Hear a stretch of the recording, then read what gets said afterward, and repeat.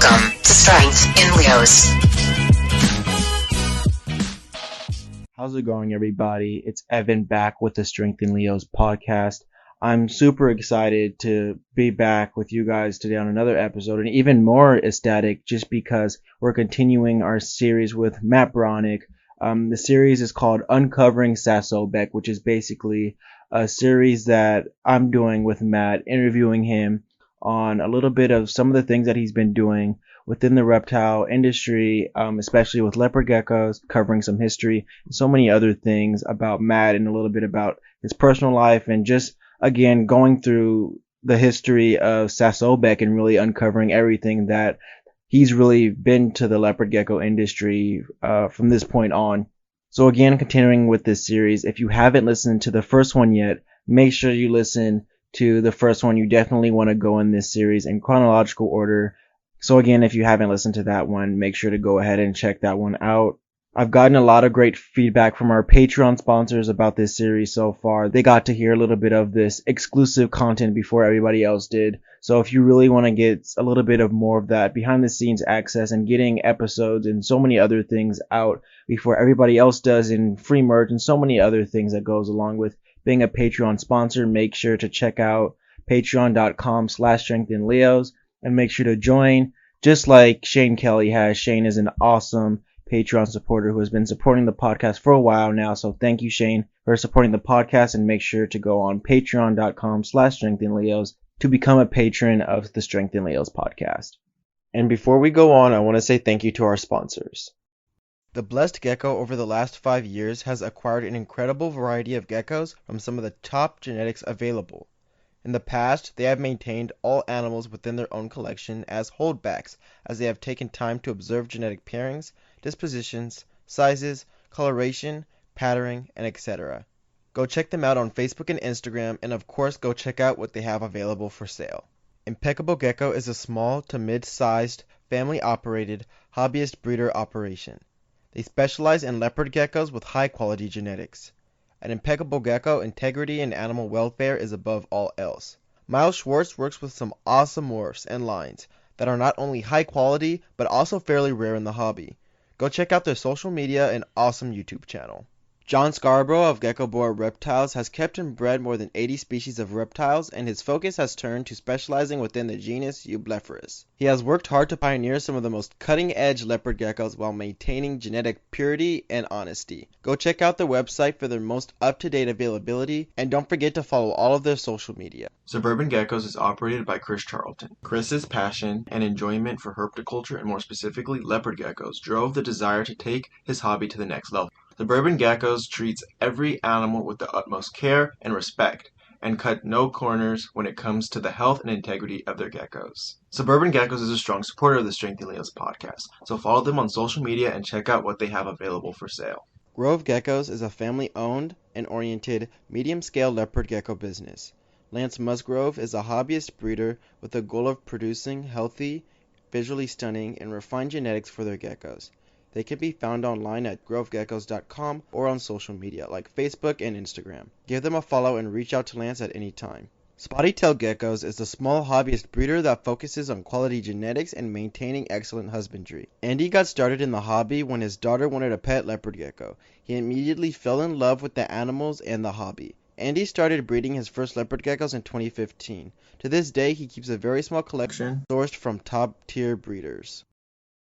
Cenozoic Reptilia works with an array of morphs, such as white and yellows, max snows, red stripes, rainbow stripes, various lines of tangerines, clown crosses, and so much more.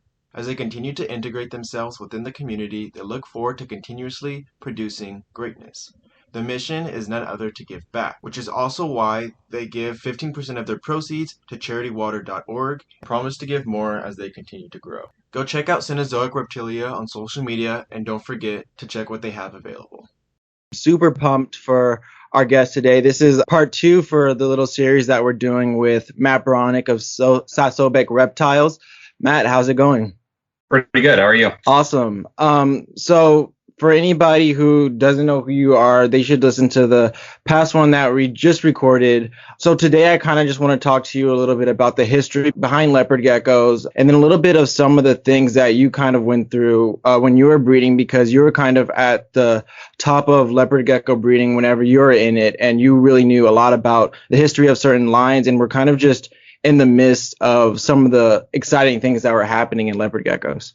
Okay, sounds good. So, in your opinion, just starting off, why do you think that it's really important for people to kind of understand the history of leopard geckos, where they come from, and especially some of the lines that a lot of people are still working with today? Well, I think the biggest thing is once you know the history of where some of the lines come from, things start to make a little bit more sense of what cross to what will give you better results. I think if you really look into the history, it all kind of goes back to the same original breeders and lines.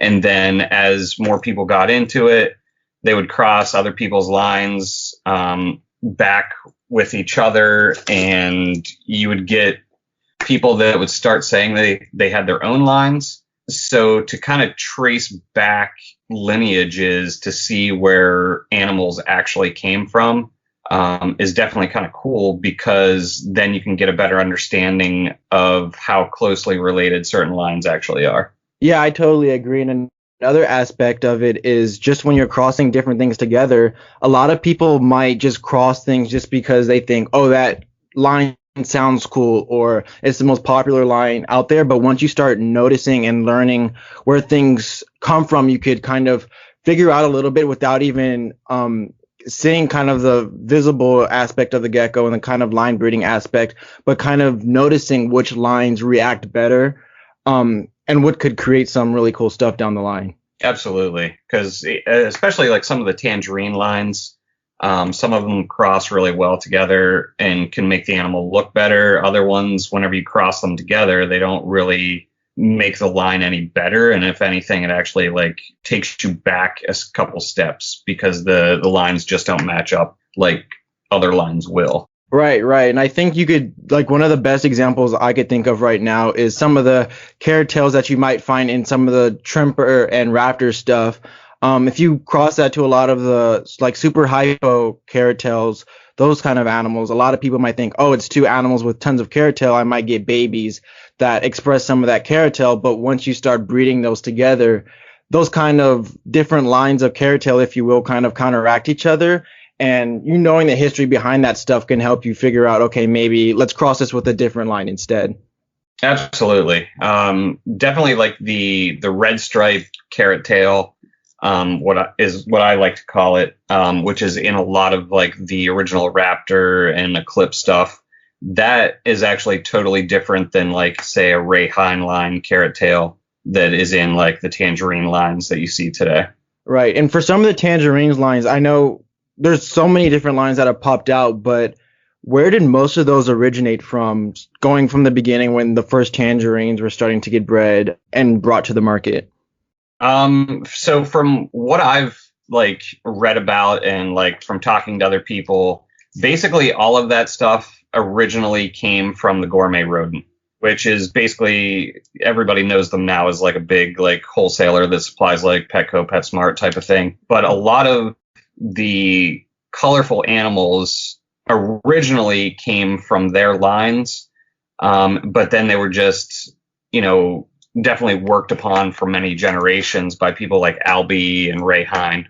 After talking to Albie, he said that basically how he got his start and got his animals to look so nice was every Daytona show, which back in the day was in Orlando, he would go down there and basically try to be the first person at Gourmet Rodent's table and try to buy the best looking male that he could to breed to his stuff. And then after many generations of doing that, that's whenever like he was able to produce like animals that were like very, very high orange with a lot of carrot tail. And it was a labor of love for him to really continue to work on those lines for a long period of time. And then of course, like he would, get animals from other people as well here and there. I believe he did get some from Ray Hine as well, which Ray Hine is a breeder out of the UK, or was a breeder out of the UK, that I'm not sure really what ever happened to him.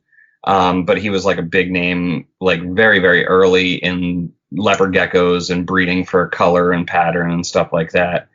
The Albie stuff probably was the best of the best for the longest time. And then you would see other people here and there that would have lines that they would get from Albie, or Albie would get other lines from like small breeders that nobody really knew about. But probably the name that stuck around from those days would probably be Albie as far as the tangerine line stuff goes. Yeah, and that's really interesting because just from what I've heard and from a lot of other people with their tangerine lines, a lot of their tangerine lines originated from Albie stuff. Yes, absolutely. And even, I mean, the biggest ones that are out there right now is like that bloodline and stuff like that, or the Mandrian tangerine lines. Like you can trace all of them back to Albie. And I can actually remember the show that it was a Daytona Reptile Expo that Albie had like these insane tangerines, and he sold off a couple to a few people. One of them, namely, being Jason Haygood, and he was based out of the Midwest. I actually think it was Wisconsin, and he actually was the one. Basically his line was called the Gecko Genetics line, and that's actually where you can trace back, lines like Gecko Boa's tangerine line, which he even pays homage to Jason by calling it the Gecko Genetics line. And then the Mandrian line actually came out of that, but the guy that had the Mandrian line basically was just doing a lot of marketing and basically saying, whatever the animal's name was, like if the male produced it, then it was that line. Just like there was like, the Zorro line and the Mandrian line. And it really wasn't animals that like the guy had produced himself, but it was definitely like just a specific animals that was named, that any baby from that animal, they called it that, basically, which, doesn't do justice to where he got the lines from originally. And because of that, a lot of the animals that are out there today that are Mandrian line stuff is actually Gecko genetic line stuff, that, originally had a big part of having Albie's line in it in the first place. So a lot of lines can be traced back to Albie. Right. Now, when you were in it and people were starting to, make their own lines of tangerine, gold stripe, or whatever, do you think a lot of people were kind of ripping it off when they were, say they had a line of tangerines and then they crossed two that look slightly different from the original parents that they got it from? Do you think that they were kind of rebranding stuff just for the name recognition, or a lot of people actually having something that looked definitely different from some of the original tangerines that they had initially got? I would say it's definitely a mixture. I think that at the very beginning, there were definite lines that looked different. And then as it kind of evolved and more people got into it, they all wanted to put their name on the industry. And that's whenever you started to get, people that literally were in their first year of breeding, that they would, pair two animals together and they would start saying that they had their own line of stuff. I can speak from experience on definitely the A&M Gecko line tangerines and the like Urban Gecko line stuff, which, I don't know exactly where all of Urban Gecko line stuff came from. But it was one of the first marketed tangerine lines, and, Craig Stewart still works on it to this day and kind of keeps it a little bit separate, but he also has crossed it into other things, obviously.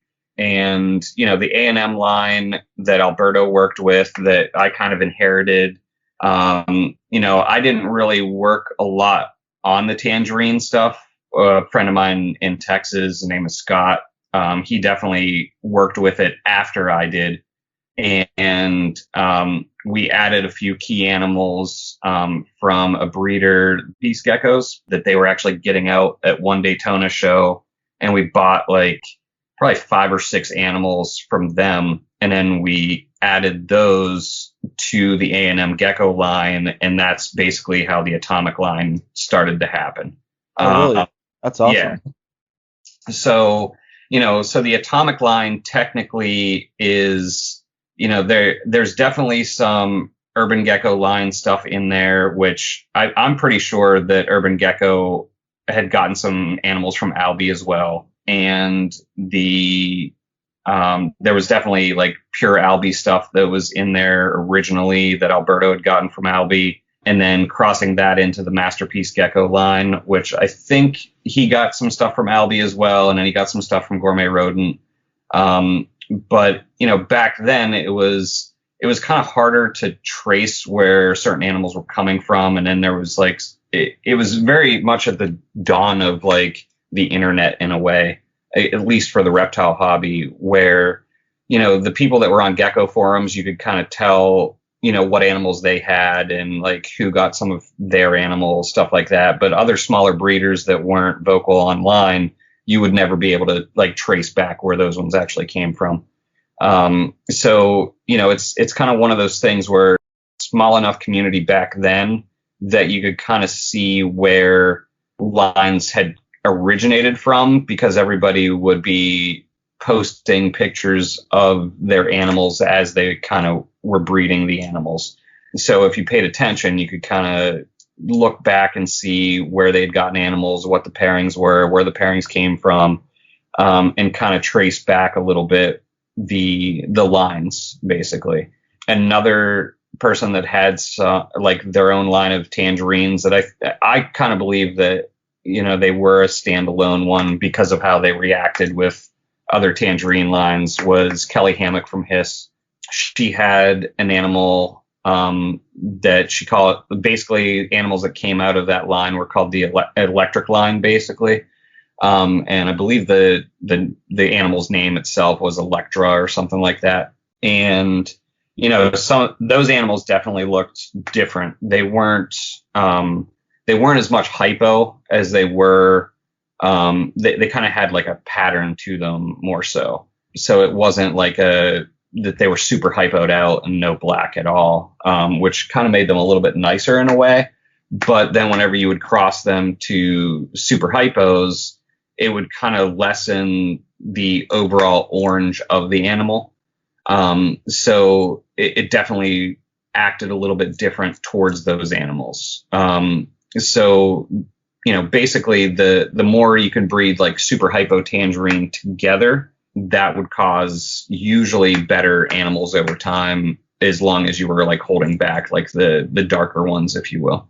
Right. And I know when you were in the whole breeding thing, and especially kind of in your earlier days when you were with Alberto, you guys worked really tight together to kind of you guys were really going through it actually, just the lines that were getting created, and then also Ron Trimper was doing some things. But in general, how were people communicating about, say you had a really awesome line of tangerine and then you wanted to tell people, okay, I have this tangerine line, it came from these 2 geckos, and then kind of explain how it originated. How did people really communicate these things back in the infant days of gecko breeding?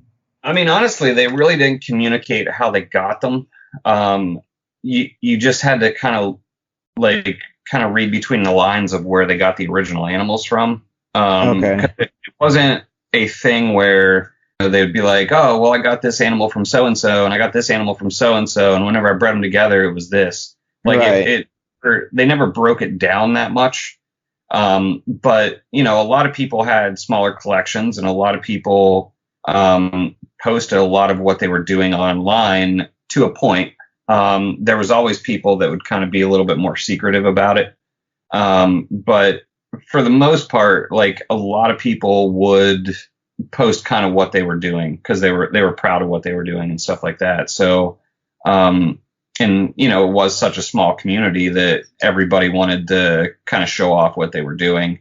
So there wasn't like a lot of secretive stuff happening for the most part, as far as like, what they were producing.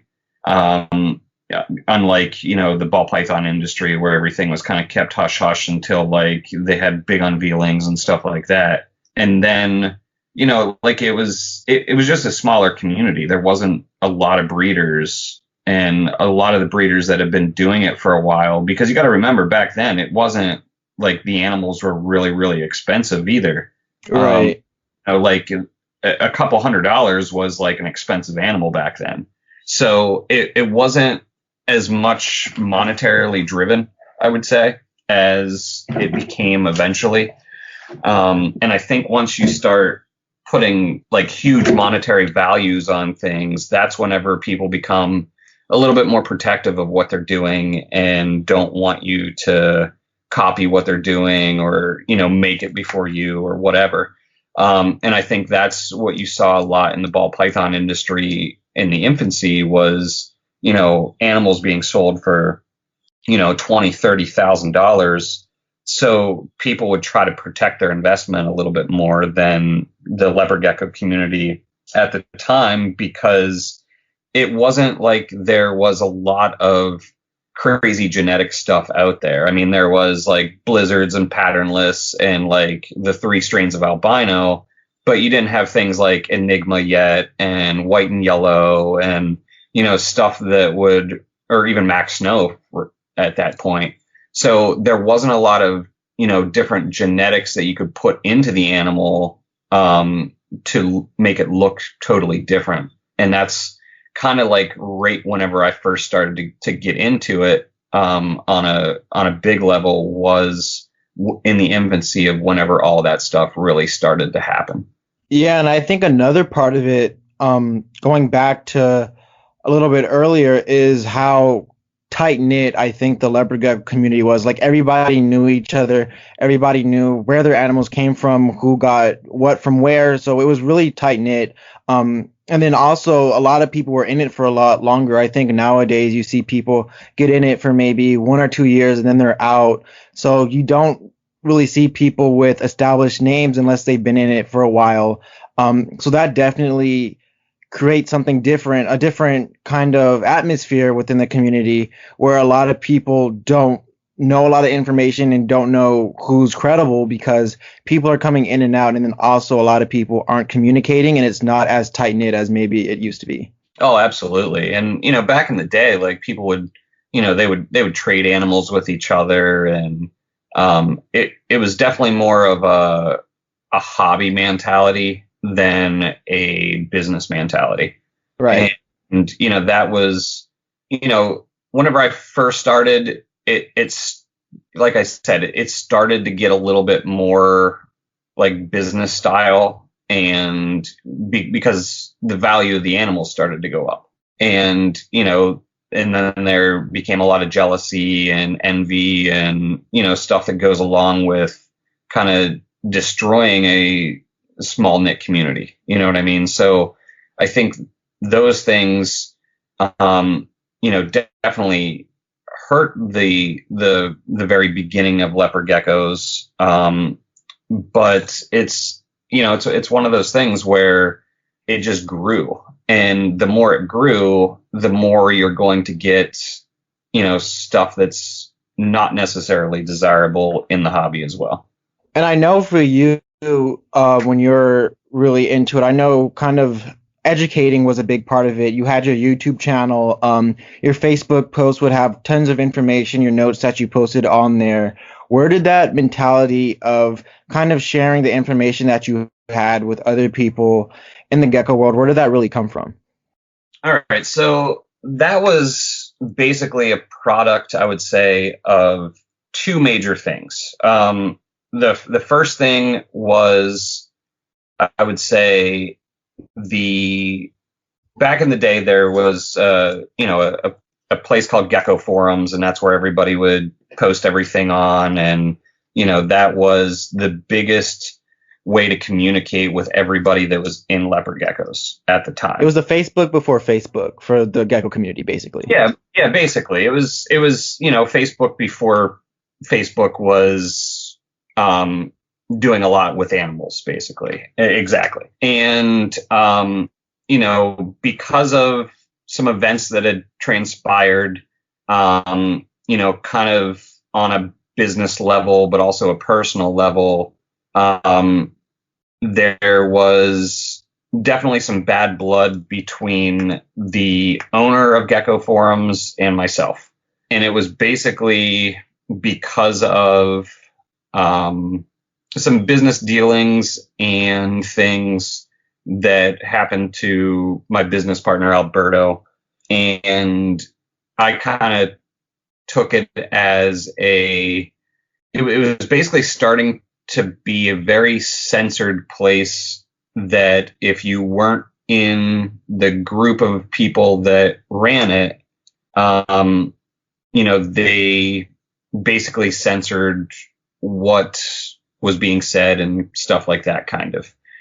So at one point I just had enough and basically told the moderators of it to kiss my bleep, and basically posted a picture of me at a nude beach in St. Martin, showing my bare white bottom.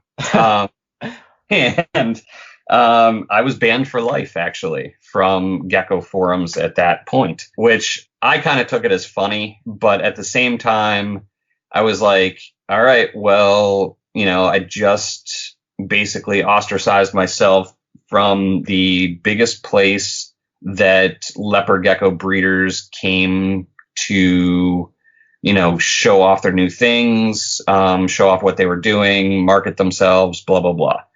So at that point, I definitely had to step outside the box and take it a little bit more than what a single website could do. So that's whenever I started to really get into social media, and I kind of saw how, YouTube was still kind of in its infancy as well. I started to watch Brian Barczyk and Snake Bites, and I was like, oh, well, this would be kind of cool if, like, you could have somebody that was kind of talking about leopard geckos and, kind of doing snake bites, but about leopard geckos type of deal. And at first I was just kind of like, it would be interesting for people to see just what it's like to do this, like, on a daily basis. Cause it's, it's not all fun and games. It's not like, oh, I'm going to pet my lizard today. It's like, you got to clean poop and you got to feed the animals and you got to clean tubs and you got to take care of everything. So I was like, I wonder if, showing people what it's really like on a daily basis could, make it more real to people and maybe show them, like, kind of behind the scenes of what actually happens. Cause, a lot of times in a lot of industries, people only get to see, like, the great parts of everything. They don't get to see, like, the daily grind of stuff. So that was kind of like slightly my mentality going into it was, let's try to educate people on, like, what this really is and kind of show them some cool stuff along the way. And, right around then, I think I started the Facebook page as well. It might not have been for another couple years that I really started the Facebook page, though. I think the YouTube thing was definitely first. And, the first YouTube, like, videos were, like, kind of awful. And I mean, still, like, a lot of them, even towards the end, like, they weren't great. Like, I never did any editing or anything like that. I literally clicked play and, you get to see me for 15, 20 minutes doing something. So there was never a, editing process or anything like that. It was just strictly off the cuff, like, kind of like literally here's 15 minutes of my life, and kind of put that up there. So, and the first camera was awful, cause I would use, like, a point and shoot camera that had video capabilities, but you would hear this, like, click, click, click, click, click, click, click all the time. It was literally the focus that was, it was trying to autofocus constantly, but you could actually hear the mechanism in the camera trying to autofocus. So that got really annoying, and I knew that I needed to up that game up a little bit. So ended up getting a GoPro and using the GoPro from then on. Which, even a GoPro today would probably be amazing. Even my phone today would probably be a lot better than, the camera that I had back then. But, you got to start somewhere. So that's kind of where it really started. So it was half out of marketing myself and what we were doing, and half kind of like I got to grow this a different way than everybody else was doing at the time. But it's crazy because even though those videos to today's standards were terrible, they still have like 10, 15, 20,000 views just because people really wanted to know, okay, what is it like to do this on a big scale, and like how could I learn about the genetics of these animals, because not a lot of people knew about it or knew where to turn. And I think once they like discovered your YouTube channel, they really enjoyed the content, which kind of took over regardless of how good or bad the video was. Yeah, and that's kind of the crazy part, is that even to this day, like I haven't really bred leopard geckos in it's almost 6 or 7 years now probably.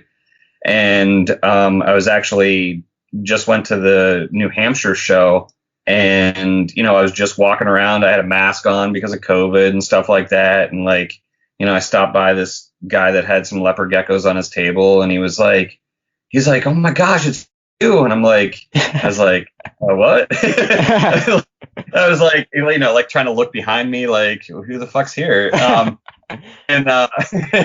Sorry for the kids I just swore, but yeah, it was kind of interesting that like I still get noticed for it, and that's always pretty cool. And I spent some time talking to him, and he said that my videos were the thing that kind of made him want to get into leopard geckos. And he always would refer my videos to people that were just getting in it and just needed some guidance on like how to set them up and stuff like that. And that's really cool. And it's humbling at the same time that even though the videos were done like that long ago, I still believe that the content of them can still be applied today. Like, the keeping of them hasn't changed that much. And honestly, like even the genetic stuff, there really hasn't been anything new since then. 100%. Yeah. They're like the only things that have really been new are like the lemon frost and the black knights and the ciphers. And, that's really it. Like, and that's kind of crazy if you think about it, that there's really only been like 3 genetic things, since probably 2012. Like or the white and yellow. Yeah, like the white and yellow was the last one before those 3. And I'm the one that, brought the majority of those into the United States. So, so I still got to work with those, and, it's kind of funny in a weird way, like, because I had those before everybody else. And I mean, I probably could do like a little blurb on like how like that all actually happened. But it was weird to have them before everybody else and nobody really wanting them. So that first year I produced them, like nobody really bought them, which was kind of crazy, because then it was like, all right, well, I guess I'm going to have to make them look even crazier. And then did that. And then there was, a huge rush for them. But the huge rush really wasn't for 2 to 3 years after I'd actually brought them into the country, before, people started to really recognize them and be like, oh, wow, these are really crazy. And then they became like super, super popular.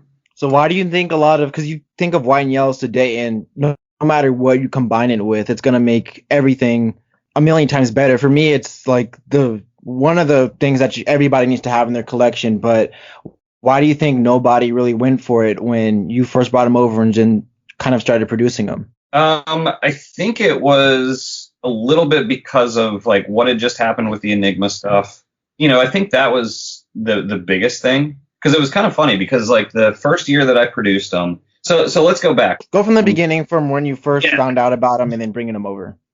Okay, so I first found out about them on, it was called Geckos Unlimited. It was another forum page that some guy from, I'm pretty sure it was Russia or like the Ukraine or something like that, had posted this big long post about these animals that kind of popped up out of his collection. And they definitely looked different.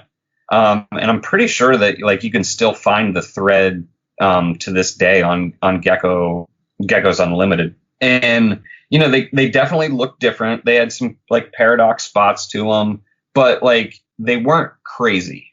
But I could tell something about them that was just different than any other leopard gecko that I had seen up until that point. And you know, whenever I first saw them, I was kind of like, they look like enigmas, but not as extreme as enigmas.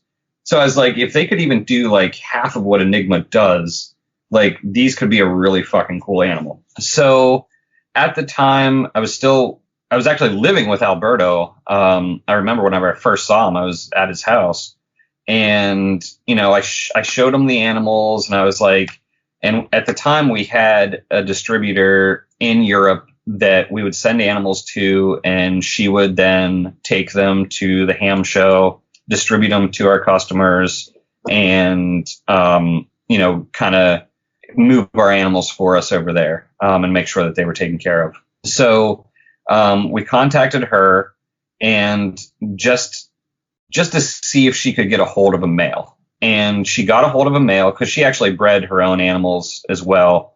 And she got a hold of a male, and we made a deal with her that we would send over some of our best animals to breed to that male, and as long as she would send males of each project that we sent to her back. So she agreed to it. And at this point, did you know if it was actually genetic or not? Yeah, we knew that it was genetic. Okay. We knew it was dominant because of the post that the guy had made. Okay. You could tell they were dominant. So it wasn't a recessive thing, so we didn't have to worry about like, you know, which ones are which or anything like that. So basically we sent over to her, there was a Bell Enigma that was like a sunglow enigma that the thing like was amazing. It was beautiful. We sent over a rainwater. I think it was a patternless rainwater that we sent over. We sent over a Mac Raptor female. We sent over a G Project female and a couple other females that were very, very key in getting animals back. But also in doing that, we sent all 3 lines of albino over there so that we could test breed it right off the bat. So if we would have popped out an albino out of any of it, we would have known that it was het for at least one of the strains of albino, and then we basically would render the other 2 albinos that we sent over useless. So that was kind of the cool part, is that in the strategically sending certain animals over, we test bred the male in that first generation before we even got any animals back. So then she bred them to all of the females. We got, you know, babies started hitting the ground. She could tell which ones were white and yellow on a lot of them. Some of them it was kind of questionable, because you can get animals that they look different, but they don't quite look white and yellow, and you're not quite sure what it really is. But I think a lot of that is there's like almost like a hypo gene in a lot of the white and yellows that causes the babies to look different than both parents, but they're not a white and yellow. And, you know, then there's, you know, some white and yellows are like very, very great examples of white and yellows, and others like are just like, they're okay. And the more you can, you know, breed the really, really nice ones, the more you can tell. And by knowing what the parents look like, you can tell immediately which ones are white and yellow and which ones aren't. But if you were to have like a poor example of a white and yellow and, you know, not knowing the parents, sometimes it can be a little bit rough if you just show a picture of the baby. But anyway, So basically, we got those animals shipped back to us, the babies from that adult male. It proved out that, he wasn't het for anything. He was literally like just a pure white and yellow, which like actually put us ahead of everybody in the world at that point because of basically even putting us ahead of people in Europe because we sent so many like very, very nice females over to our person in Europe that nobody had that kind of stuff in Europe at that point. So we got the babies back. There was quite a few males that were sent back to me. And I remember like getting that shipment of animals, and it took 14 days from the time of the ham show for me to actually get them to my house. And, that was kind of sketchy because like, this could go like really, really bad. And I remember that, I had some other animals sent over at the time, some cave geckos and some coleonyx and stuff like that. And, some of the coleonyx didn't make it and some of the cave geckos didn't make it. But luckily, all the leopard geckos made it. So that was like a big deal. And then that was in, I want to say it was like a September ham show. So I got the animals in my collection, and I want to say that it was actually like 2010 is whenever I got them in. And I think I just had like a Facebook notification that like, it's been 10 years since I got that shipment in, which was kind of cool to see. So basically I raised those males up and they bred that 2011 year basically.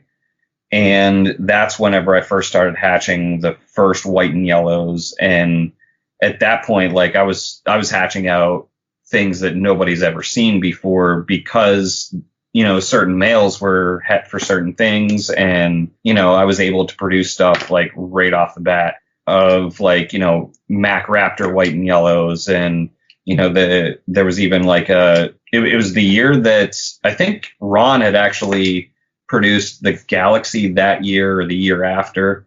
And I was already, or I should say the Total Eclipse, because that's what it's actually like called because Alberto made the first one.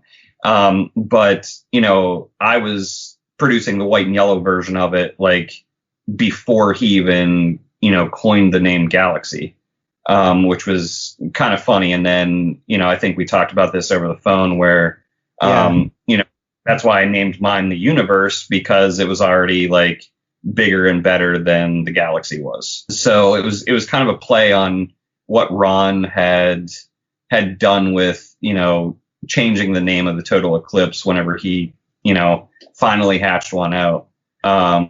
So it was kind of like a slight on him, but like in a joking way type of deal. And that's whenever all the crazy white and yellow stuff started really happening. And I remember like the first year having the white and yellows, and that's whenever I was starting to become friendly with Brian Barczyk as well.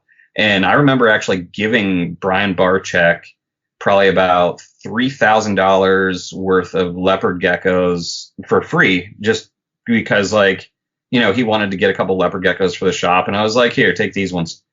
And, because I couldn't really sell them at the time and I didn't want to like hold on to them. And it was just kind of a friendly gesture to him. And like, he didn't even really know what the hell they were actually. it was kind of funny, but like, so he actually had a Mac Raptor white and yellow before really anybody other than me. Because I just gave him one as like a friend. So I'll take it. Might as well. Yeah, so it was kind of funny that like I gave him one before they even became popular.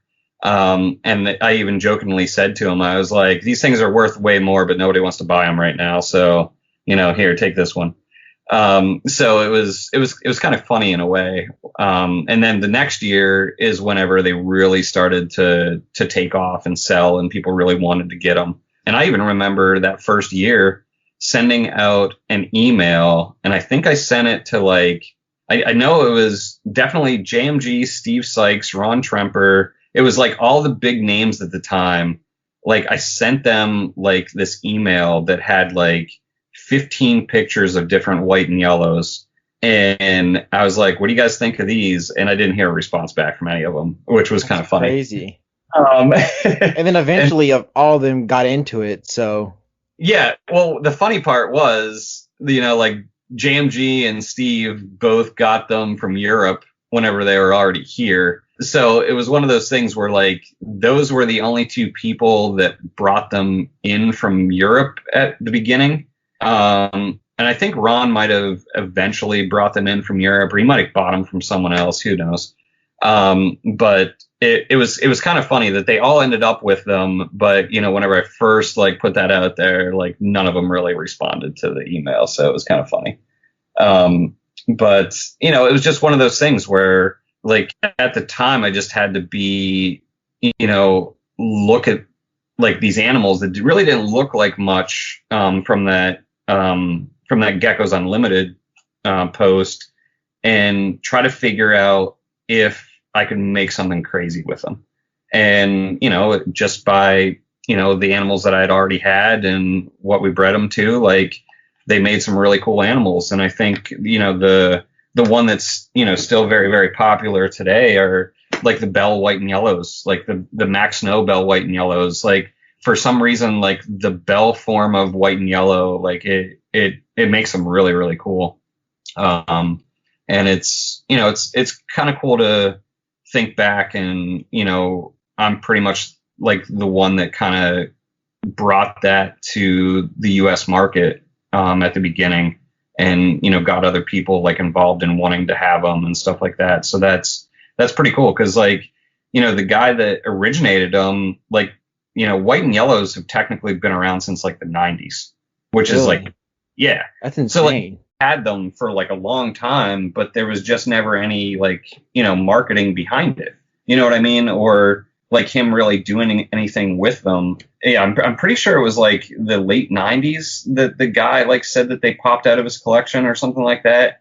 You guys can all fact check me. Just go to Geckos Unlimited and look up white and yellows, and you'll find them. But it wasn't until 10 years later until you really brought them over and then started bringing it to the gecko market. Yeah, I mean, they weren't even really popular in Europe whenever I first brought them over, which was crazy in itself too. So it's funny that like I brought them over from Europe, and then literally like 2 years later, people are importing them back into Europe from me. So like it's one of those like weird things where like Europe could have been like so far ahead of us on them, but nobody, really got into them, which was weird. And it was one of those things where, for the longest time, the U.S. Breeders were so far ahead of the breeders in Europe. And I think now, there's definitely some European breeders that have some really, really cool stuff. And like, I haven't really looked into leopard geckos personally in quite a while, so I can't really say like, who would technically be leading that race. But, the Europeans definitely have some cool stuff right now. I still think that people like John Scarborough from Gecko Boa still probably, not probably, he has some of that world. So, it's hard to beat him. But like, I think from an overall standpoint, I think you're the average of both sides. It's probably, pretty close at this point. I was kind of looking around the other day, and we're actually, what is this, October that we're actually filming or like taping this one. And it was kind of disappointing to see what's really available in leopard geckos right now. I was at work and had some time to kill, so looked on like, Fauna and Morph Market and stuff like that. And, for the most part, a lot of the stuff that's out there, it doesn't do anything for me. And that's, not trying to be anything or say my stuff was awesome or anything like that. It's just that, I think the overall average of things that are out there right now is kind of subpar compared to what it once was. And I feel like it's, it's like we had talked about, like people just crossing whatever and then trying to sell it. You know what I mean? And not understanding the the genetics behind it, or, what really makes a really nice animal. And, a lot of it looks very, very watered down. I mean, there's definitely some breeders out there that have some cool stuff. Like, don't get me wrong, but like just the overall, look of things, there's just not a lot of, like really great stuff out there, in my opinion. But there are some, like I said, there are some cool things that are out there, but the overall average is not what it once was, in my opinion. Yeah, to an extent, I agree. I think the quality of where people are going with their project aren't as high as what they used to be, compared to like some of the people who are doing it, some of your stuff. I think where we should be, for the American market and for some of the stuff that we've been creating, I think it should be a lot farther, just based on some of the things that have been produced in the past. But I think a lot of people aren't really going towards some of the things that a lot of people should be going towards, and not saying that certain projects are better than others, but if they're going to go into a project, I don't think that they're creating the highest quality of that project that they can. For example, tangerines, some people might be going on the cheaper side, and because a lot of the prices I think have increased a little bit over the years, which has done a lot of great for the gecko hobby, but I think a lot of people who are getting started try to go for kind of the cheaper things, and then of course you have that correlation between price and quality, and because of that, people aren't getting that quality that needs to be done, and the process of getting to that higher quality animal is much slower than if you were to invest the money in the beginning and then go for those higher quality animals, therefore producing some really nice stuff at the end of the day. Yes, absolutely. And it's I think a good barometer even is, I mean, check out the amount of carrot tail that the average animal has today compared to what it had, like, and I'm just saying, like, back whenever I was doing it, just for like reference. So like, let's go back like, 8-10 years. The amount of carrot tail, it should be more at this point. And, for the most part, I don't think that, it is. And, that's a good barometer of a line bred trait that is easily, noticeable. Gold stripes is another easy one. Compare that to, some of maybe the bandits or other bold stripes to what we're having today. Yeah, exactly. I mean, you get a lot of them that, like, they're not as clean. They start to get spotted, stuff like that. Like, it's one of those weird things where, and it's kind of crazy because, looking back at like all the animals I sold and stuff like that, it's like, another kind of inside thing that like literally just happened the last couple of days was, I was looking into trying to get some of my lines back and kind of contacting people that, I know have my lines and stuff like that. I actually talked to John last night, for the first time in years. And it was kind of cool because he actually has some of my old school lines. Maybe we'll see what we can do. It's one of those weird things where like, it's hard to even find, my lines that are, from 7-8 years ago, which is crazy that they're like, a lot of it's like gone. I mean, there's certain people that have it, and then there's a lot of people that have like crossed it into other things. And, sometimes it makes it look all right. Sometimes it doesn't. And that's one of the hard parts is whenever you start crossing, line bred stuff that are really, really line bred, you start to lose that look that the line had in the first place. So I think it's partially a little bit of that, is that, people have crossed different lines together that don't really match up. And then you get like these animals that really aren't like either one of them. And they're probably even like lesser quality than both of the original lines together.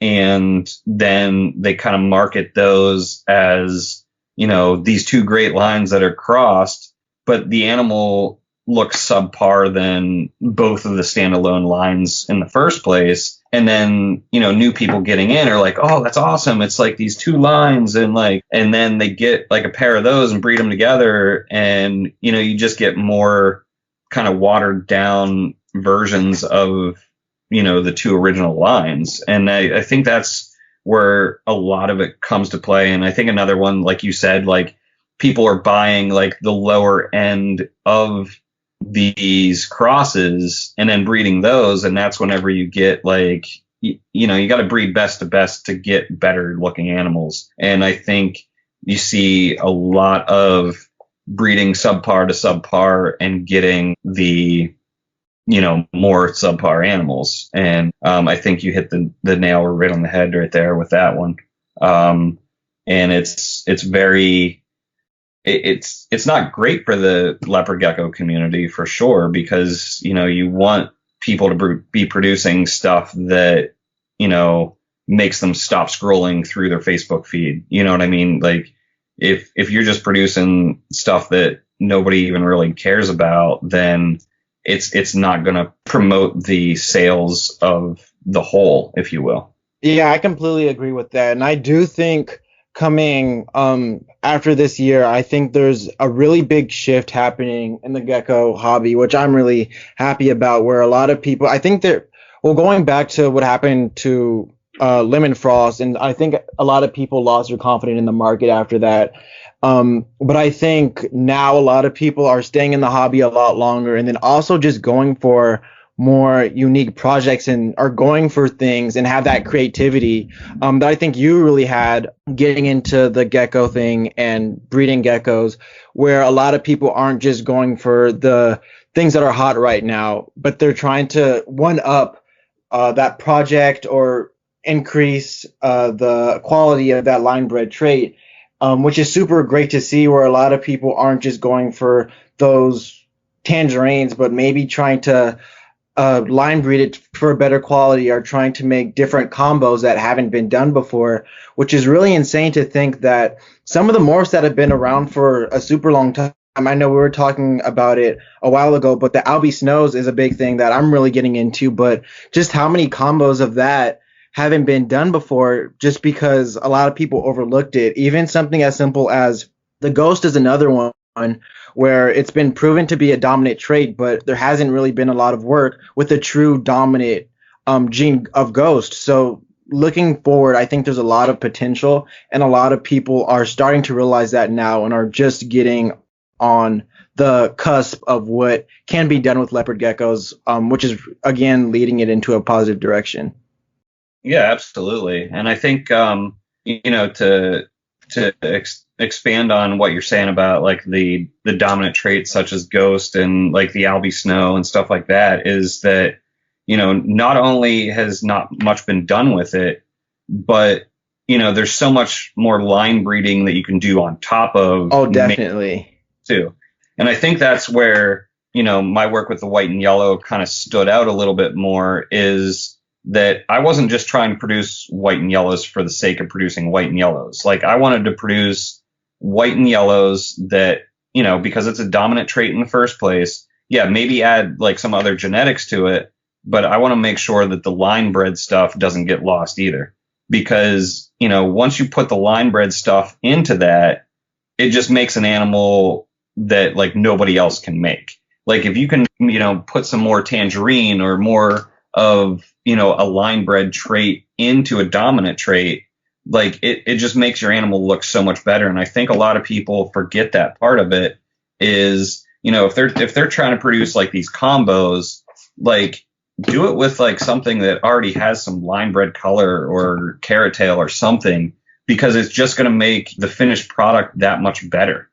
And I think that's where, some other people have kind of gone wrong, is they rush to make like, let's say a radar, but they don't use their best colorful stuff to make the radar in the first place.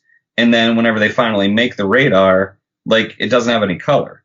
Yeah. So it's one of those things where if you're going to do it, like already start with like really, really nice, like line bred features in the process of making it, so that you can produce like, not only like the genetic thing that you're trying to produce, but also have it additionally have line bred qualities as well that, you know, you can make better going forward with more generations. And, you know, that's just going to make the overall look of the animal look better. It's going to make it more valuable. And, you know, it's one of those like weird like paradoxes where, you know, we see in like, and I always use ball pythons as like our, you know, other species that has all these genetic things and stuff like that. Like ball pythons, like you don't really hear about anything like line breeding to make it look better. And I think if you look at like Albie's stuff, now that he's working in ball pythons, he kind of like brings that part of the table to it as well, where, you know, he's very selective about what type he brings in, and he wants like the best looking of a genetic thing that he can find, because that's going to pass on to the babies. So even what Albie's doing today with ball pythons, like there's a noticeable difference between his combinations of ball pythons and like if it was just that combination. And it's, you know, I think it's people get kind of like sucked into that mentality where it's like, well, I'm just trying to produce a radar. But it's like, don't sell yourself short on just trying to produce a radar. Try to produce like the best looking radar that you can with some color, because that's what's really going to make people like stand out from other people is, you know, those little added extra things on top of it being a radar. You know what I mean? So.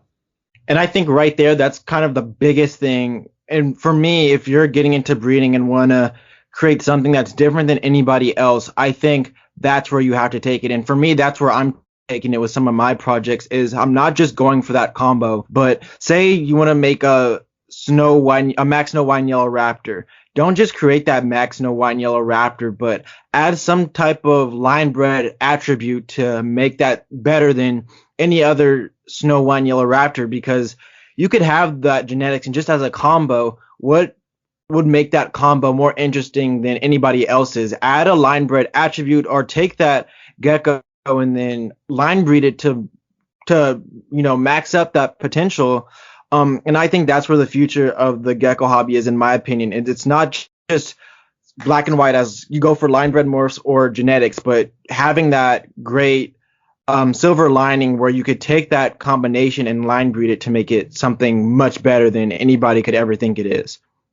Yes, absolutely. And I think that's, you know, one of the best white and yellows that I ever produced was just like that, where it was a Mac Raptor, white and yellow, but it literally like had like red stripes going down its sides, and it had like 80% carrot tail.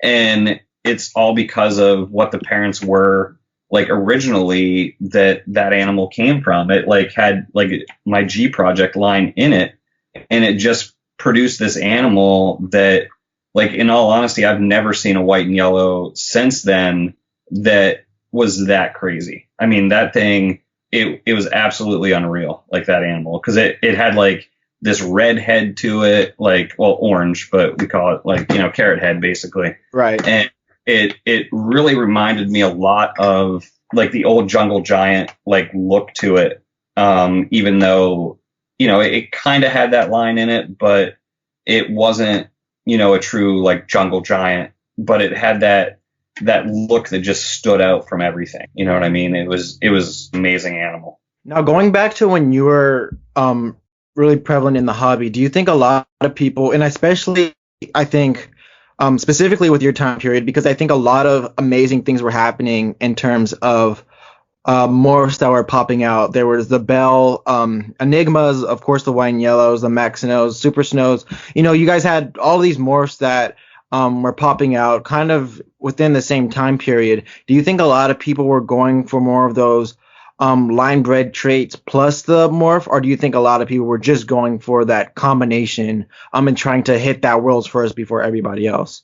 They were definitely going for the world's first stuff, and a lot of line bred traits kind of went out the window at that point. You know, just to touch on like first in the world of, certain combinations, people were taking shortcuts. They were, especially to produce radars, like I can definitely name, and I won't do it like on this show, but like there are a lot of big breeders that took shortcuts to make radars, and they were also heifer tremper, and like they were proven to be like that. And just because you produced it what it looked like, that doesn't mean that like you had the best one out there, or like the purest one of actually what that animal was. Like it's really sad that back then people were taking, and it's one of those things where I can't say that they were just trying to produce the animal and they didn't care if the other genetic was in there, or if they were just didn't care, or if they were ignorant to the fact that an added albino trait was in there. And I think that might depend on which people they were, honestly, because I think I was really the first one that made it a big deal on the Typhoon, the Radar, the Raptor, of not having any of the albino strains in there. Like, it was always kind of frowned upon to mix the albino strains, but for it to be in that eclipse type animal, I was probably the one that was most vocal about not having an extra albino gene in one of the other strains of eclipse albinos, basically. And the other thing that I was very, very vocal about was, after learning where the Enigma really came from, how they were mass produced in a way, I literally took everything out of my collection that was Enigma or sibling of Enigma, or came from an Enigma breeding, because I really feel like that dirtied the water like really bad at a specific time period, where a lot of the Enigmas were possible het Bell or possible het Blazing Tremper. So it was very easy for people to sell Enigmas that were, possible het for things and not, say that, basically. So, whenever I made the decision to kind of get the Enigmas out of the collection, and it was for multiple reasons. One was, the Enigma syndrome. The other one was the dirty genetics. But the dirty genetics is really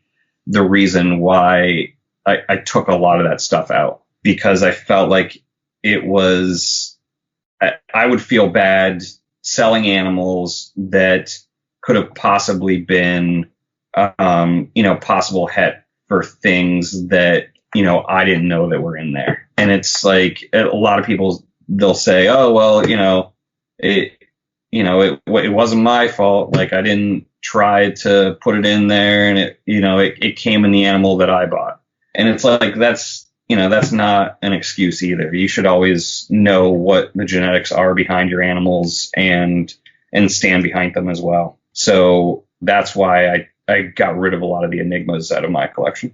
And I think also going back to history, that like knowing that really can help you with not line breeding, test breeding rather, and testing some of the things that you have in your collection. If you have a Tremper that was sold to you as just a Tremper without any hets, knowing the history of the Tremper albino, you might want to test for eclipse and actually any of the albino strains, and then test against other albinos. And just with certain morphs, they tend to be connected to another recessive, whether that be Murphy's patternless, Blizzard, Tremper, eclipse, anything.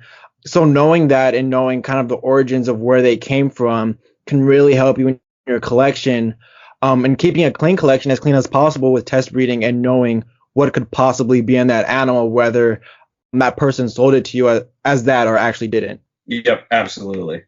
And, I think with, like we were saying about like people just buying stuff and, breeding certain lines together and stuff. I think, there's probably more mixing now than there was back whenever I was doing it, just because, it's people are buying stuff that doesn't have any hets labeled.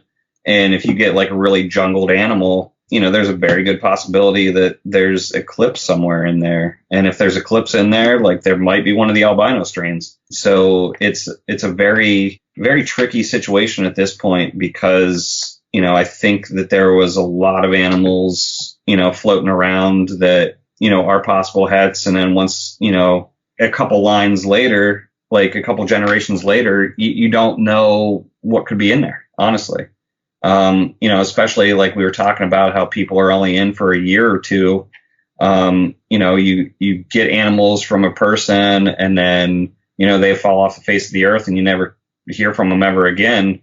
Like you have no clue anymore about where they got their animals from. So it's a very interesting situation that if you want to have, a very clean genetic collection, you definitely have to do your research on stuff. And unfortunately, I think there was definitely a trend where like that got very, very lax again. And, between breeders getting out and it's hard to find good quality genetics anymore. Yeah, I definitely agree. And I think something that I'm starting to learn and starting to realize in my collection is now that instead of maybe going for that pairing that I want to do that first year, I will try to do my best to definitely start to test breed before I even want to start combining different lines with each other, just because I know for me having that peace of mind of what is exactly is in that animal, but also when I'm selling that animal to make sure that I could prove that, okay, this is definitely not head eclipse or whatever that hidden recessive might be. But I completely agree that a lot of people aren't really worried about proving out that pos het for whatever that animal may be. And I know you kind of push that a lot, especially in your videos. And then also John is really known for trying to have those pure lines of things. But a lot of people aren't really focused on having that pure line. And I think that really goes to when a new genetic pops out, like making sure that you could test that and then also make sure that you're not crossing that into different things, because that's where lines really do get muddied up and kind of sets off the hobby to a bad start because people are, again, crossing whatever to whatever without really test breeding anything. And I think, the best example of that is probably the lemon frost stuff. I mean, the lemon frost stuff came from Gourmet Rodent, and, can anyone really say what, hets were actually in those things? I mean, probably not. And then you had this big swell of all these people getting lemon frosts, and, luckily, in a way, most of the lemon frosts aren't being bred anymore, but it's like, what happened to all these siblings that weren't lemon frost? Like, are those still floating around in people's collections being possible hets for something? Yeah, who knows what's in those? Yeah, exactly. And it's like one of those things where, nobody's going to say that it was like the sibling to a lemon frost and came from like a muddied up genetic. You know what I mean? Like, so right. It's almost like the Enigma thing all over again, where, you get this weird ass genetic from this, large scale breeder, and you don't know what exactly is, might be floating around in there. And, it's definitely a sad story what happened to the lemon frost stuff. My condolences to people that bought into that and, lost money, because a lot of people lost money with that stuff.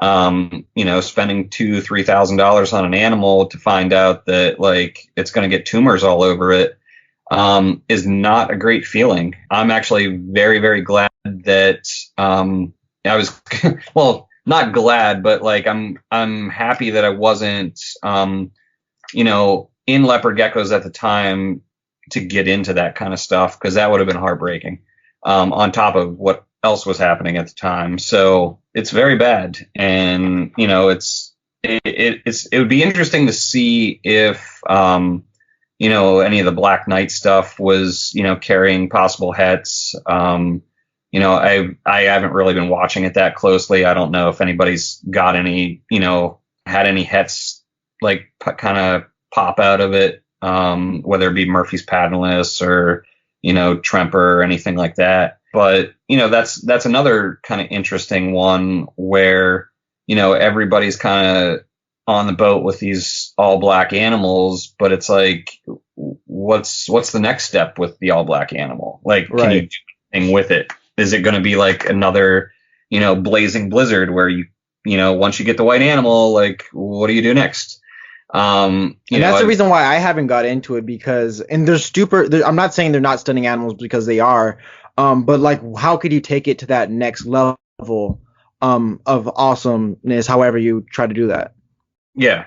I mean, in a way, like putting it with an Eclipse or, maybe a Murphy's Patternless where you could get like it to stay more solid black because you're wiping out the pattern.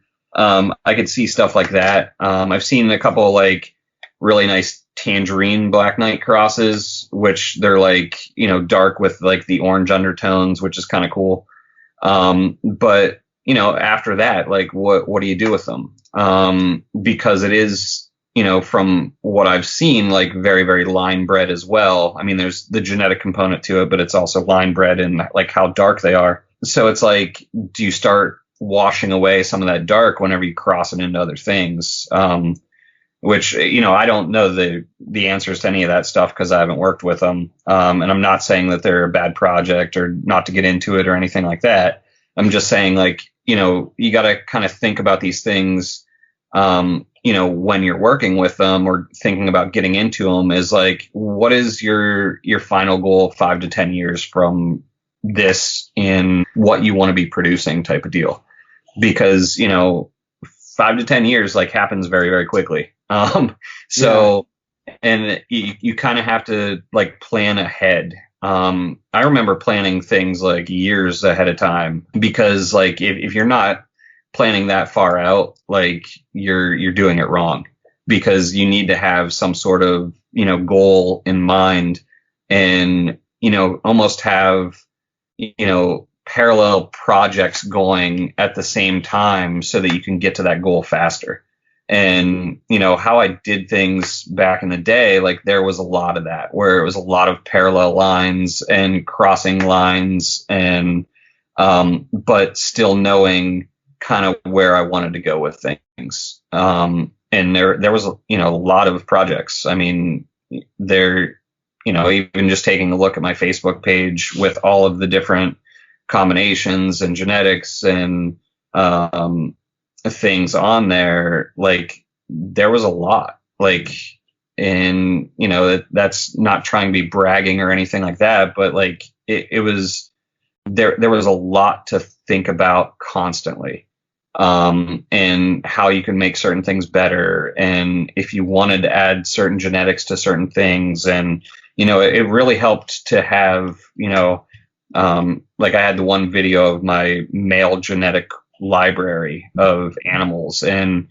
that was very, very important to have all of these different males that you could plug into different things, and knowing what exactly was in every single male and what the babies would look like from every single male, and having a large library to kind of pull from to produce certain animals was very, very key in making a lot of things, and and also trying different things out constantly. So it was most people it would be a lot for them to comprehend and to think about and like really be able to understand. So it was very unique in a way where it was different for sure.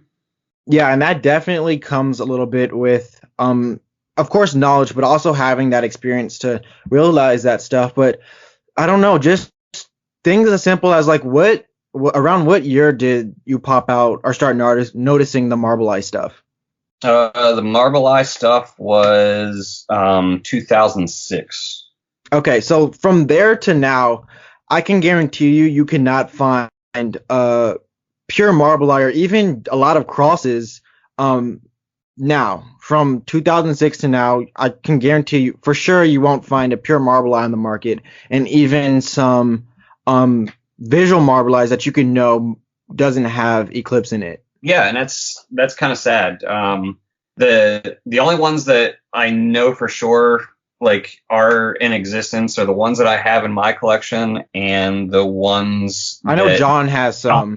Yeah. Yeah. And like we were actually just talking about that last night, like the Marble-Eye stuff, because we were talking about the ciphers. And so he actually, from what he was telling me, is that whenever he first got back into leopard geckos, he bought into the Marble-Eyes basically before anyone else did.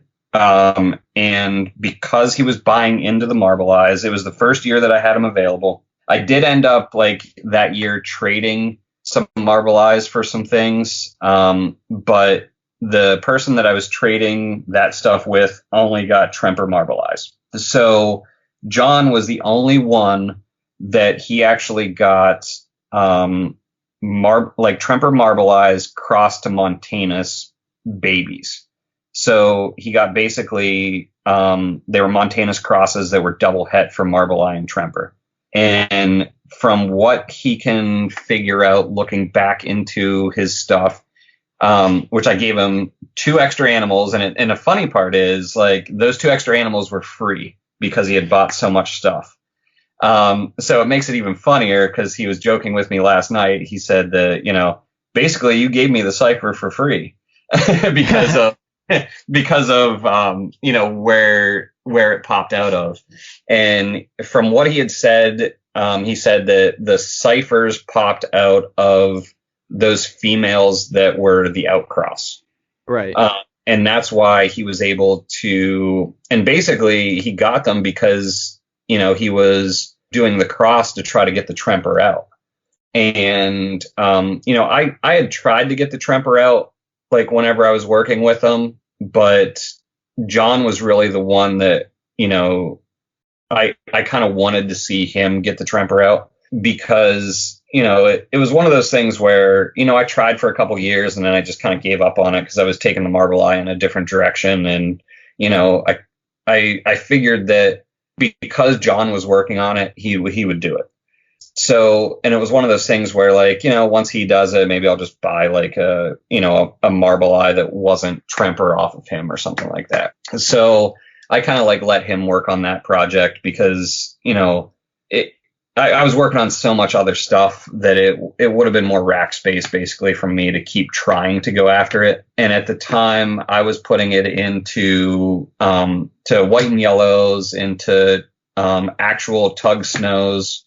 And, I was doing like more of crosses with them than actually trying to get the Tremper out. And I'm sure like somewhere along the line, I probably did make one that didn't have the Tremper in it, but I never tried to prove it out type of thing. Which is cool that, John has done it. And, even considering, the Marble-Eye popped out in 2006. I basically proved it out in 2007. Yeah, 2007 is whenever I proved it out. I did the outcross, I think, in 2008 or 9. And then, probably 2008.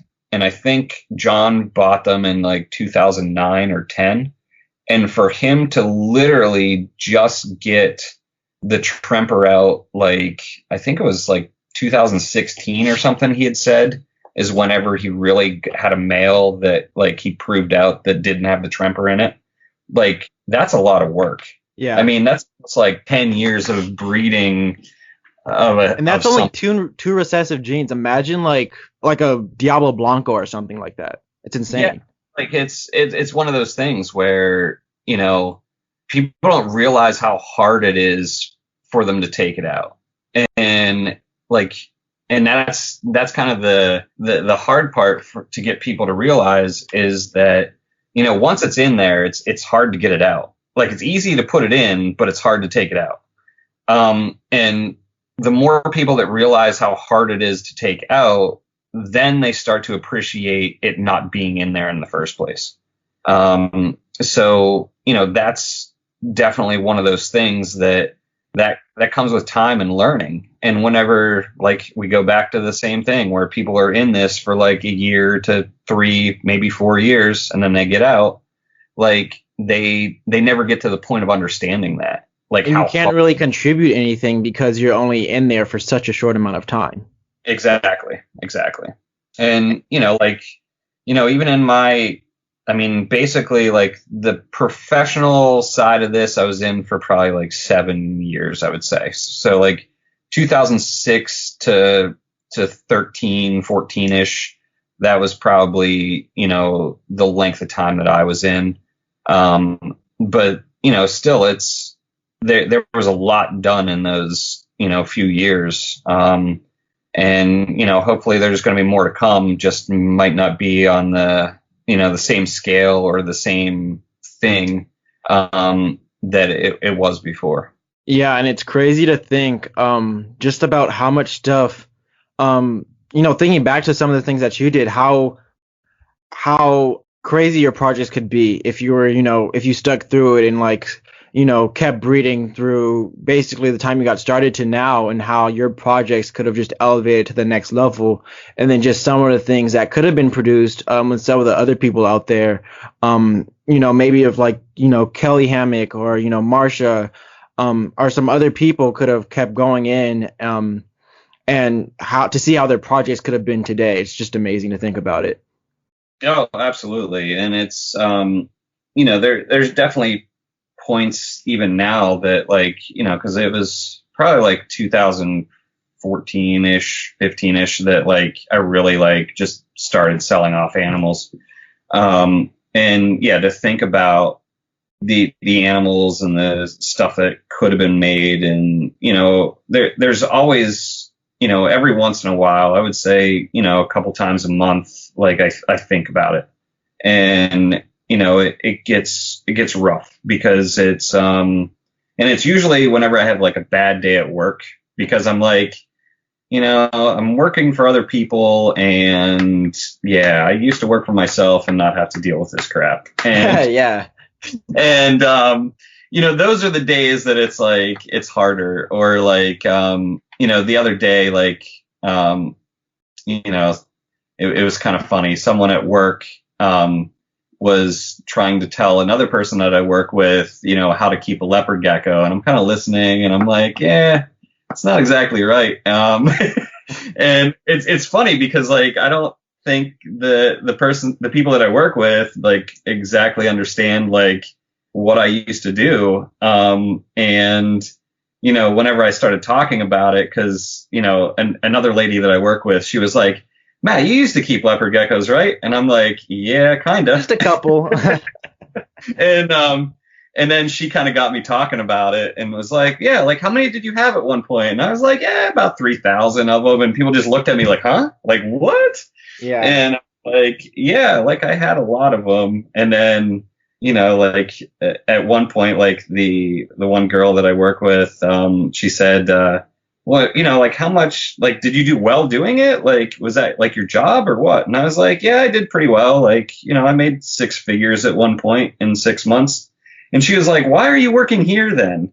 And I'm just like, I don't know. Like, I should. That's a good question. Yeah. Sounds like you got to get back in it. At least a couple. Yeah, exactly. So, but it's, life has changed for me, I think, too. So that makes it more interesting where, for the past, like, 4, 5, 6 years, however long it's been since I got out, I've been working at zoos and aquariums, and that's a good and a bad thing. I got to work with a lot of species that I probably would never have gotten to work with otherwise. But it's also very, very sad in other aspects, because depending on what facility you worked at, and I worked at a couple facilities that if people knew what happened behind closed doors at those places, I think they would have a different opinion of those places. And that's really actually hard for me to say right now, because like I really cared about the animals that I worked with whenever I worked at these facilities. And, I still have friends that work at these facilities, and to hear about stuff that like happens and you're just like, that was totally freaking preventable. Why in the hell did that happen? And it's just like simple husbandry stuff where like, they'll put the wrong like wattage bulb in a light that goes on like a tree monitor, and the tree monitor doesn't get warm enough, and basically the things that it eats start to rot in its gut, and then it dies. And you're just like, that should not happen, ever. And so now, and especially like some of the other experiences that I've got to have, I got to meet Tom Crutchfield, and got to I worked up at Nerd a couple days a week, like last summer, whenever I was in between jobs, and just to see some of the, just to talk with like Kevin and talk with Tom, and even talking with Brian Barczyk now, if like, because I've known him for 10 plus years, and to see the evolution that he's gone through with, now having the Reptarium, and like he says it all the time now. He was like, I never realized until I had the Reptarium, like, how wrong I was doing things and stuff like that. Like, keeping like large snakes in like the pull-out drawers and stuff like that. And he was like, I was just watching a podcast the other day of him talking about it, and he was like, the retics like to climb. They like to, explore every single inch of their enclosure, and the bigger the enclosure you can have for them, the better, because they're more mentally stimulated than what people really think. And since the last time we talked, I've gotten into tree monitors a little bit, and I've seen them on your Facebook. Those things are insane looking. Yeah, they're cool, right? They're real cool, and they look cool, but for every little bit of cool that they look, they are so smart. And it's stuff like that you start to realize that some of these animals are way, way more intelligent than anybody's ever given them credit for. Like these blue, like it's funny, even like the different species, and then, just the different individuals, like how they'll act like totally different. Like, cause I have a pretty good sized group of monkey tail skinks right now too. Where I have 11 of them, wow. which is kind of crazy, but like, I love them. They're amazing. But I actually I actually found a guy online that he's had, his monkey tails for 30 plus years. And he has had 6 generations of them born at his place. And this is a guy that, like, he never posts anywhere. He doesn't sell any of them, really. It's just a guy that, like, he has his own job, and, he's not part of the community, if you will. But, just learning from him and learning, like, little things. And you're just like, wow, like, these animals are incredible. Like, he was telling me that if you take a baby monkey tail skink and you raise it alone for like 2 or 3 years, and then you try to put it in with another monkey tail skink, it will lose its mind. And, and he basically said that if you raise a monkey tail skink in solitary confinement, like, it will never breed for you, ever. And he basically has groups of 1.2 adults, and then he raises the babies with them for 2 to 3 years, just so they can learn how to be a skink and learn like the social dynamics of being a skink. And he said that that's the only way that you can actually get these things to actually breed well in captivity. is they've got to be around other skinks. And like, so mine are actually like being raised in groups, which is weird in a way, because like I did get them from different places. So it breaks all sorts of quarantine rules and stuff like that. But it's for the benefit of the mental health of these animals, which, most people wouldn't even think about that part of it. And, even just having, because I've had like 2 of them for over a year now. And the one, whenever I first got it, was super skittish. Like, I actually ended up like doing the thing that you're not supposed to do, rescuing animals from Petco. But it was an animal that was at the Petco store that was local to me. And, on one of the 50% off days, like, I got there at 5 o'clock in the morning, set up a lawn chair, and went in and got the little guy. And because he was 50% off. But like, I would go in basically once a week to check on him, make sure that he was doing all right, because he was there for probably 3 or 4 months. And it's a girl, so I should start saying she. And, whenever I first brought her home, she was very, very skittish, like was real weird around other skinks. And, she actually lives with another female that I have that's like super outgoing and, wants to come out and investigate all the time. And, just in the few months that she's been living with her, like her personality has totally changed. And like now she's like much more like outgoing. She doesn't try to fucking kill you. It's very interesting to see the social dynamics of these animals. And then the crazy part is like, they give live birth. It's like 1 to maybe 2 babies every year to 2 years. I mean, the gestation period's like 9 months, so it's like a small human. So it's definitely a species that I'm keeping out of the love of the species. I'm never going to make any money from them because it's one, I won't sell a baby till it's like a year or 2 years old. If I even am privileged enough to have a baby. Because, most people can't even breed them in captivity. And, it just goes to show like in the zoo community, like those things they almost always keep them separated from each other.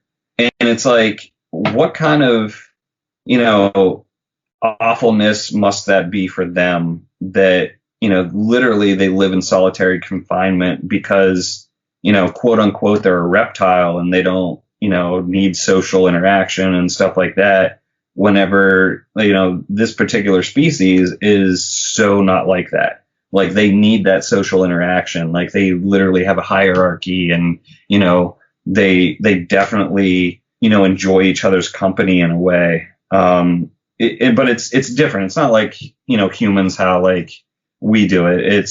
But there's definitely it's good for them to be around other ones. So it's just very, very weird in a way, compared to what the average person might think of how to keep these animals. And, I think we're really we're really becoming into an age where, reptile behavior is going to become more prevalent. And that is going to be the new, what makes it the best way to keep these animals, not, the husbandry. Like we're getting to the point where the husbandry is going to be easy for most species, but now it's going to go into more of, the behavior and, the best way to keep the animals mentally stimulated as well. Because even some snake species are pretty smart. There's definitely other species that are kind of, but it's one of those things where there's a lot of species that are very, very intelligent. Crocodilians are very intelligent. Monitor species are very intelligent. So it's a very interesting time in the reptile community. And it goes back to that same thing where, the private sector, and I think I'm always going to stand by this, the private sector is years ahead of the zoo sector in a lot of things, especially mainly reptile and amphibian care is what I should say. because, mostly the private sector can't have elephants and stuff like that. So, Yeah. I'm sure if they could, then they would be ahead of that as well. But, reptiles, because they're so easily accessible by the public sector, people get into certain species that they really, really like, and then they become more of an expert on that species than, people that work in the zoo sector, honestly. It's definitely an interesting time. And, that kind of goes back to what I would like to do whenever I do get back into this. It's, I don't want it to be, for the wrong reasons or to exploit the animals in any way. Like I want it to be an educational thing, but I also want them to, be able to pay for themselves, because at the end of the day, money makes the world go round, and you need some sort of, to make some sort of money to be able to keep the animals. So to me, it's going to be a delicate balance of how to do that without, sacrificing the way that I'm looking at animals at this point. I definitely don't want to be like a gecko mill or anything like that, where I'm just mass producing animals. Maybe it'll go down to one animal per tub, but they have a larger tub, and they have more area to move around. And maybe it's not even tubs, maybe it's tanks. Because a lot of the animals that I have now are in, enclosures where I can see them, and they have live plants in them and stuff like that. So, I don't know, because it all depends on, the species that's being kept. Because, a lot of people believe that ball pythons will do better in a tub than in a tank, because they get stressed out in a tank. And, so it really all depends. And if you look at how these animals are in the wild, I think that's one of the biggest things in how you can judge how to keep them in captivity the best. Because if the animal lives in a hole in the ground, like ball pythons, and rarely comes out, then yeah, they're probably going to do better in tubs. I think the same can be said for in a way, Gila monsters and stuff like that, stuff that kind of lives in the ground type of deal. But stuff that lives up in the trees, they need more of an area to kind of move around and, be enriched a little bit, because their lives in the wild are more enriching. You know what I mean? It's just by the nature of how they live their lives, basically. Right. And definitely, I think you could take those experiences from, you breeding leopard geckos on kind of a large scale, you in the private sector, and then some of your private collection. Now you have a lot of awesome different species that, are pretty rare, that a lot of people don't really keep, in terms of reptiles. And I think all those experiences together, you have a very unique perspective on reptiles, and definitely how to keep them and care for them, just because of all the work you've done with them over the years. Yep, absolutely. Awesome. Well, Matt, I definitely want to thank you for coming on again, and sharing a lot of your experiences today with everybody listening today. Well, thank you very much for having me, and I appreciate it. Awesome. Have a good one. You too.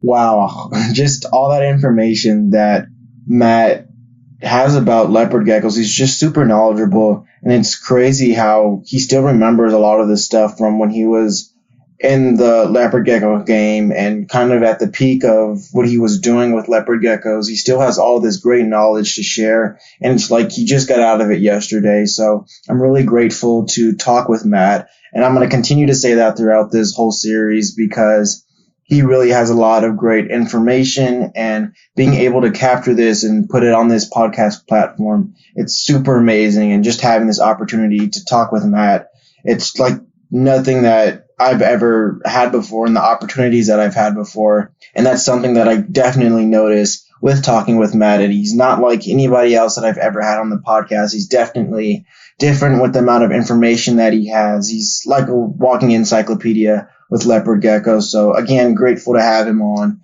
As we wrap up this episode and talking about my one big thing, I've mentioned about the information that Matt has and all of the great knowledge about leopard geckos and some of the stuff that he shared today about history, also with some of the morphs and stuff that he was doing in projects and stuff like that. I really want to challenge you to not only learn this information and have that information stored when you're thinking about breeding projects or just wanting to have this information about leopard geckos and the history behind some of this stuff, but also the importance of really acting on this information and really what are you going to do with this information now? Are you going to share it with other people? Are you going to use it to your advantage? Are you going to make a file, or what are you going to do with this information? And that's going to really be my one big thing. My part that I've kind of really established myself in the hobby with is this podcast and sharing this information, but also kind of being methodical on how I use this information in my own collection when I'm pairing geckos or thinking of projects